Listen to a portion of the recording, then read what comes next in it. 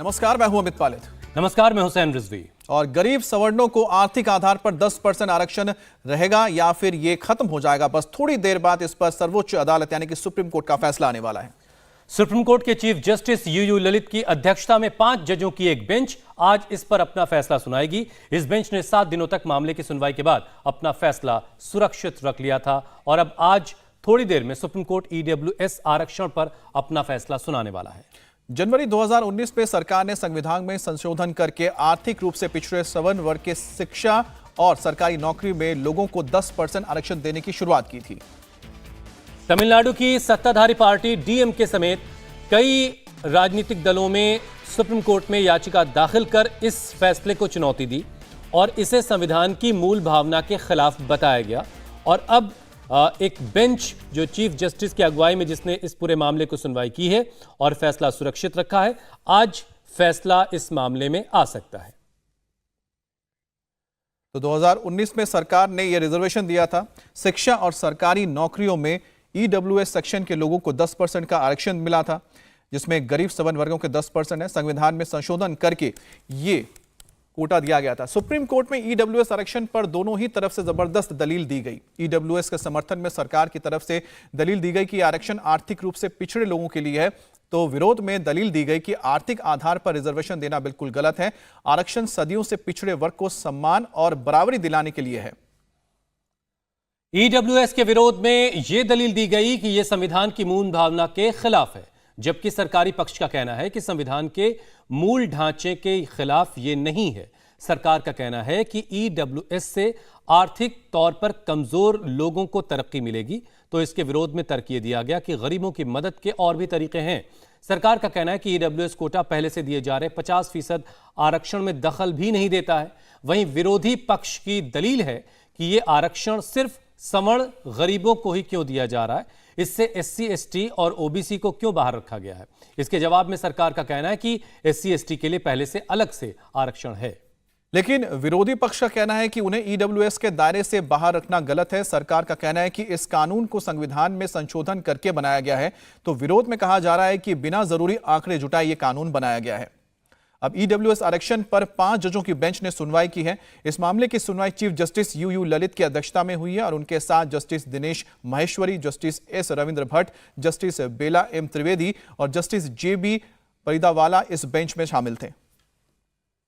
तो 5 जजों की बेंच ने 7 दिनों तक इस मामले को बहुत गौर से, विस्तार से, डिटेल में सुना है, अपना फैसला सुरक्षित रखा है और आज मुमकिन है कि इस पर फैसला आ जाएगा। 10% आरक्षण ईडब्ल्यूएस कोटे को दिया गया, अलग से ये प्रावधान किया गया, जो एससी एसटी का जो कोटा है उससे अलग ये प्रावधान किया गया था, लेकिन इसे लेकर के ये मामला अदालत में जा चुका है और अदालत इसमें अपना फैसला सुना सकती है। ईडब्ल्यूएस आरक्षण की सुनवाई करते हुए सुप्रीम कोर्ट ने 3 बहुत अहम सवाल पूछे। कोर्ट ने पूछा कि क्या ईडब्ल्यूएस आरक्षण देने के लिए संविधान में किया गया संशोधन संविधान की मूल भावना के खिलाफ है? क्या एससी एसटी वर्ग के लोगों को इससे बाहर रखना संविधान के मूल ढांचे के खिलाफ है? यह भी एक सवाल पूछा।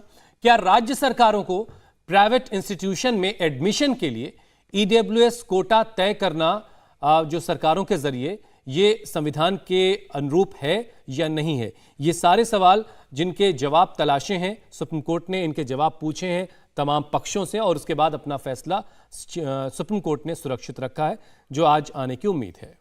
और हमारे साथ हमारी सहयोगी गोनिका अरोड़ा जुड़ गई हैं। गोनिका, कितने वक्त तक ये फैसला आ जाएगा, क्योंकि सबकी नजरें हैं इस पूरे फैसले पर, क्योंकि लंबे वक्त तक इस पर सुनवाई चली है? देखिए, बिल्कुल आज जो मौजूदा चीफ जस्टिस है, जस्टिस यूयू ललित, उनका आखिरी ये दिन है, वर्किंग डे है, इसीलिए आज 5 बड़े फैसले आने वाले हैं, जिसमें सबसे बड़ा फैसला ईडब्ल्यूएस कोटा का फैसला है। और इसी ईडब्ल्यूएस कोटा के इधर से ये मामला 2019 से सुप्रीम कोर्ट में है, जब से केंद्र सरकार ने इसका बिल पास करवाया था और उसके बाद से ही इसे सुप्रीम कोर्ट में चैलेंज किया गया और तब से ही ये पूरा मामला सुप्रीम कोर्ट में लटक रहा था। लेकिन जब जस्टिस यूयू ललित ने पदभार संभाला, उसके बाद उन्होंने तमाम ऐसे मामले जो कि कई सालों से सुप्रीम कोर्ट में लटके हुए थे उनके लिए कॉन्स्टिट्यूशन बेंच गठित की। और ये जो बेंच थी ये 5 जजेस की बेंच थी। इसे 2019 में ही 5 जजेस की बेंच को ट्रांसफर किया गया था, लेकिन मामला सुना नहीं जा रहा था। लेकिन अब सितंबर में इस पूरे मामले पर सुनवाई हुई, लगभग 6.5 दिन की मैराथन हियरिंग हुई। 27 सितंबर को इस पूरे मामले पर जो ऑर्डर है उसको रिजर्व कर लिया गया और अब आखिरकार आज ऑर्डर आ रहा है। देखिए, जब सुनवाई हुई आज 10:30 बजे बेंच बैठेगी और 10:30 बजे से लगभग 11:15 तक का भी वक्त हो सकता है, क्योंकि बेंच बैठने में 10-15 मिनट लगते हैं, लेकिन पहला फैसला यही आएगा। और क्योंकि इस पूरे मामले पर जब सुनवाई हुई तो कोर्ट ने 3 फंडामेंटल क्वेश्चंस पर सुनवाई की थी कि इन 3 मुख्य ऐसे सवाल हैं जिन पर इस पूरे मामले पर विस्तार पूर्वक सुनवाई हुई, जिसमें सबसे पहला ये कि क्या ये पूरा जो अगर ईडब्ल्यूएस कोटा के तहत 10% का रिजर्वेशन दिया जाता है तो क्या कॉन्स्टिट्यूशन का जो बेसिक स्ट्रक्चर है क्या ये उसको भी डिस्ट्रॉय कर देगा।